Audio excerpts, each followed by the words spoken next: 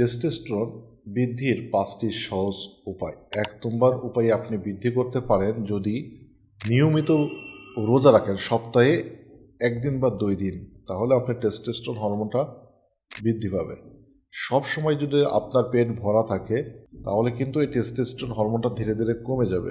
অতিরিক্ত খাওয়া মানেই কিন্তু টেস্টোস্টেরন হরমোনটা বৃদ্ধি না। 2 নম্বর পয়েন্ট হচ্ছে হেভি লিফটিং, যে ওয়েটগুলো আছে সেটাকে আপনি ক্যারি করতে হবে। বিশেষ করে জিম হিসেবে যারা জিম প্র্যাকটিস করছে, যারা আপনার বডির সাথে একটা নির্দিষ্ট টাইম যাওয়ার পরে আপনি কিন্তু অনেক বেশি ওজন তুলতে পারবেন।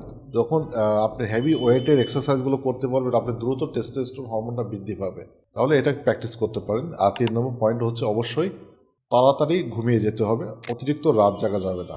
বিশেষ করে যারা অতিরিক্ত রাত জাগে মোবাইল ইউজ করছে, ল্যাপটপ ইউজ করছে, তাদের টেস্টোস্টেরন হরমোনটা দেখা যাচ্ছে পরীক্ষা করলে কম পাওয়া যাচ্ছে। 4 নম্বর পয়েন্ট হচ্ছে নিয়মিতভাবে ভিটামিন ই, জিঙ্ক, এই সমৃদ্ধ যে ভিটামিন মিনারেলগুলো আছে এটাকে আপনি সাপ্লিমেন্ট আকারে অথবা আপনি হাফ বয়েল ডিম বা দেশি যে গরুর যে ভেজাল মুক্ত গরুর দুধ পেতে পারেন।